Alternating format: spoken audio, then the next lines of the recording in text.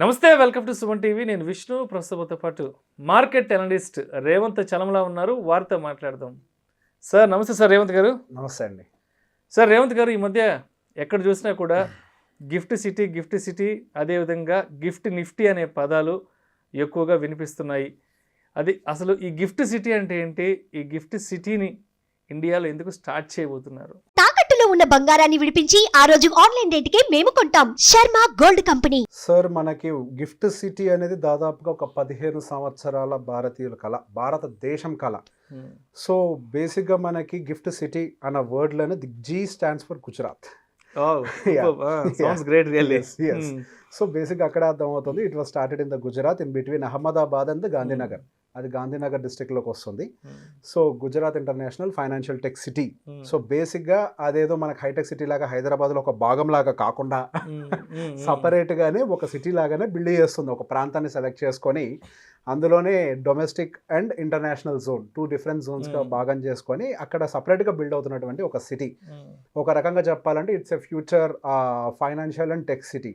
So బేసిక్గా 15 సంవత్సరాల క్రితమే మన్మోహన్ సింగ్ గారు ఉన్నప్పుడే దానికి ఫౌండేషన్ స్టోన్ అదంతా వేసినట్టున్నారు. ఆ తర్వాత మనకి నరేంద్ర మోడీ గారి గవర్నమెంట్ దాన్ని చాలా ఫాస్ట్గా యాక్సలరేట్ చేసింది.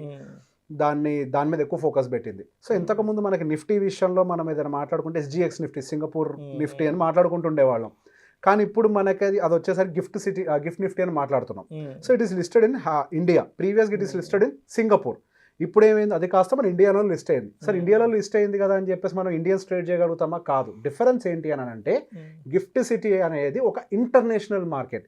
Even though it is part of India, అదొక international market. So international market ఏవైతే మనం మిస్ అవుతున్నామో, ఏవైతే మనం అదర్ కంట్రీ సింగపూర్ లాగా, దుబాయ్ లాగా ఈ స్టార్టప్ హబ్స్గా మనం కోల్పోతున్నామో, ఏవైతే ఫండ్స్ మనం వదిలి అదర్ కంట్రీస్కి అయితే వెళ్ళిపోతున్నాయో వాటన్నిటిని కూడా సాల్వ్ చేసేందుకు, అదేవిధంగా కొన్ని ఫారెన్ కంపెనీస్ ఇక్కడి నుంచి కూడా ఈ ఎక్స్చేంజెస్లో కూడా లిస్ట్ అయ్యే విధంగా, అలానే మన భారతీయులు కూడా అటువంటి ఫారెన్ కంపెనీస్లో ఇన్వెస్ట్ చేసే విధంగా. సో ఓవరాల్గా ఈ గ్లోబల్ ఫైనాన్షియల్ సెంటిమెంట్ ఏదైతే బాగా నడుస్తుందో ఈ లండన్, సింగపూర్ అండ్ US వీటి చుట్టూతా, అది మన ఇండియాలో కూడా ఉండాలి అనేది.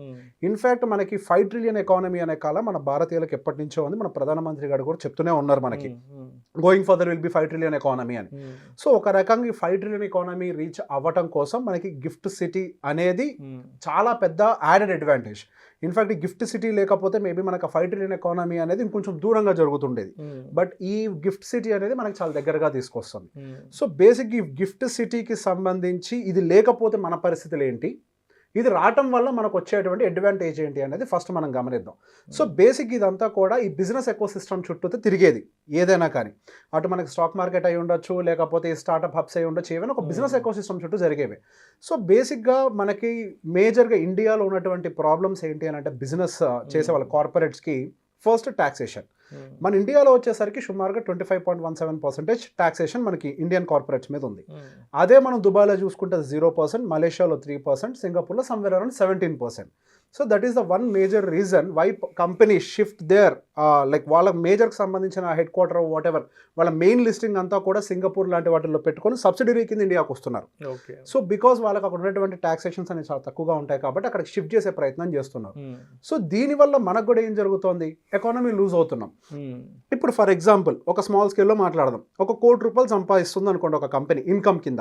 సో వాళ్ళు ఇండియాలోనే కనుక ఉన్నట్లయితే సుమారుగా 25 కోట్ల రూపాయలు మన ఇండియన్ గవర్నమెంట్కి ట్యాక్స్ రూపంలో పే చేయాలి, రైట్? సో ఇప్పుడు వాళ్ళు ఏం చేస్తున్నారు, 25 crores ఎందుకు ఇక్కడ పే చేయాలి, నేను రాదర్ దన్ ఏం చేస్తానంటే అక్కడ సింగపూర్లోకి వెళ్ళి ఒక సింగపూర్ కంపెనీని ఓపెన్ చేసి ఒక సబ్సిడరీ కంపెనీ కింద ఇండియాలో ఓపెన్ చేస్తారని ప్లాన్ చేశారు. సో వాళ్ళు ఏం చేస్తారు, వాళ్ళకి సేమ్ 1 crore ప్రాఫిటే వస్తుంది ఆపరేషన్స్కి. సో వాళ్ళ మెయిన్ కంపెనీ ఎక్కడుంది, సింగపూర్లో ఉంది. ఇది subsidiary company.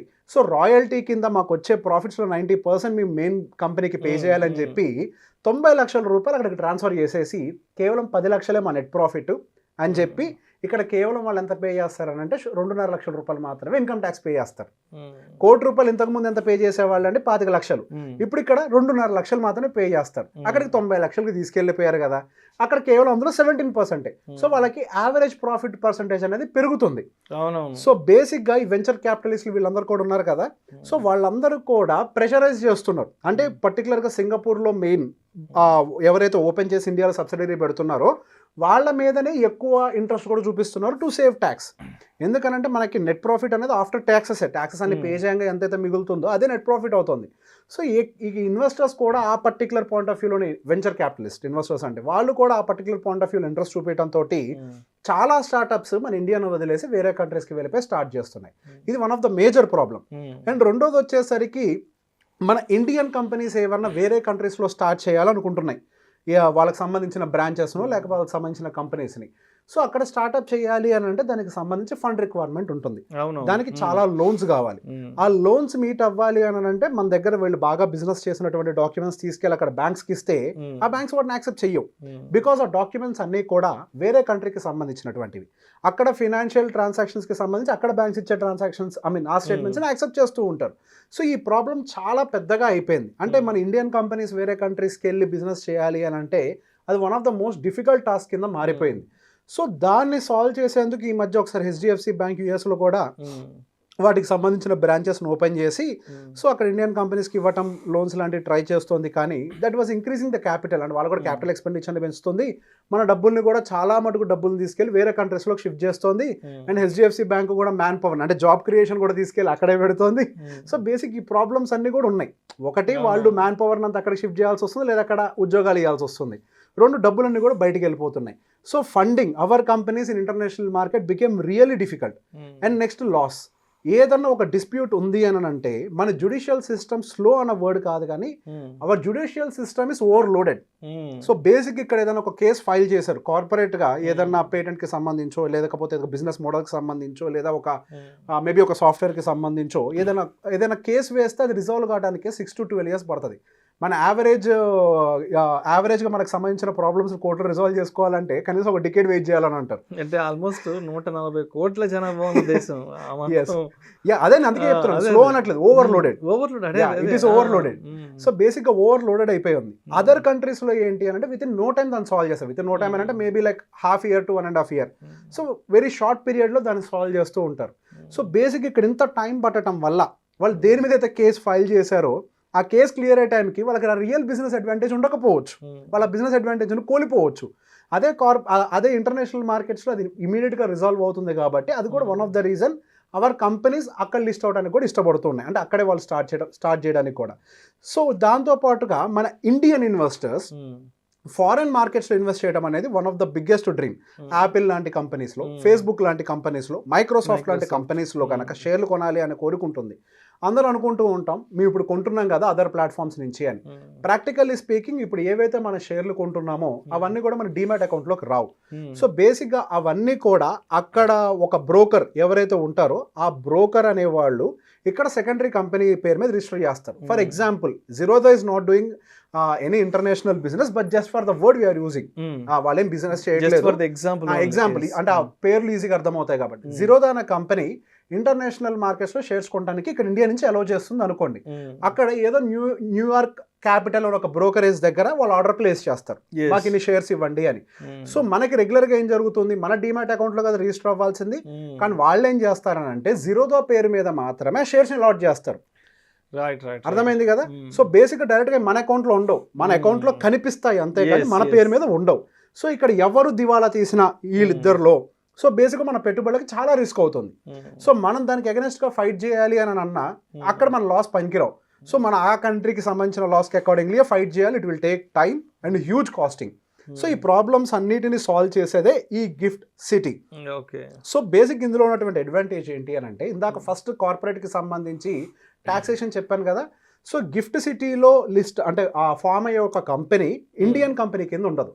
Even though it is in the Indian land, it is treated as a foreign business. Okay, so దాని వల్ల అందులో లిస్ట్ చేసే కంపెనీస్కి 10 years వరకు tax free. There is no GST, there is no income tax. So బయటికి వెళ్ళి other than India బయటికి వెళ్ళి కంపెనీ స్టార్ట్ చేయడం కంటే కూడా ఇక్కడి నుంచే వాళ్ళకి సంబంధించిన కంపెనీస్ స్టార్ట్ చేసే వెసులుబాటు గిఫ్ట్ సిటీ అనేది ప్రొవైడ్ చేస్తుంది as an foreign business. So సెకండ్ది ఏంటి, క్యాపిటల్ అంటే లోన్స్ రూపంలో డబ్బులు ఇవ్వడం అనేది చాలా పెద్ద ప్రాబ్లం అవుతుంది. సో ఇక్కడే మనకి ఇంటర్నేషనల్ బ్యాంకింగ్ సెక్టర్ అని సెంటర్ అని ఉంటుంది. సో బేసిక్గా మన దగ్గర ఉన్నటువంటి బ్యాంక్స్ అందులో ఏవైతే లిస్ట్ అవుతాయో వాళ్ళు డాలర్స్ రూపంలో మనకి సంబంధించిన ఎక్స్పాన్షన్ బిజినెస్ ఉంటాయి కదా అదర్ కంట్రీస్లో, వాళ్ళకి డాలర్స్ రూపంలోనో ఆ కరెన్సీ రూపంలో వాళ్ళు లోన్స్ రూపాన్ని ఇష్యూ చేయగలుగుతారు. సో ఈ ప్రాబ్లం కూడా సాల్వ్ అయింది. వాళ్ళు ఎక్కడికో వేరే కంట్రీకి వెళ్ళి బ్యాంక్ సెటప్ చేయాల్సిన అవసరం లేదు. అండ్ లోన్ ప్రాసెస్ కూడా చాలా ఈజీ. అండ్ మన నెక్స్ట్ మూడోది ఏమనుకున్నామండి, ఒకటి ఇన్వెస్టర్స్ పాయింట్ ఆఫ్ వ్యూలో వాళ్ళు కొనాలి అనేది ప్రాబ్లం అవుతుంది. వాళ్ళు కొనాలి అని అనుకుంటే ఇప్పుడు వాళ్ళు వేరే ఇట్లా థర్డ్ పార్టీ బ్రోకర్స్ ఇదంతా అవసరం లేదు. బేసిక్గా మనకి ఇంటర్నేషనల్ మార్కెట్స్కి సంబంధించినటువంటి స్టాక్స్ అన్నీ కూడా గిఫ్ట్ సిటీలో లిస్ట్ చేసే ప్రయత్నం చేస్తారు. సో వాటి నుంచే మనం ఎక్స్చేంజ్ అనేది చేసుకోవచ్చు.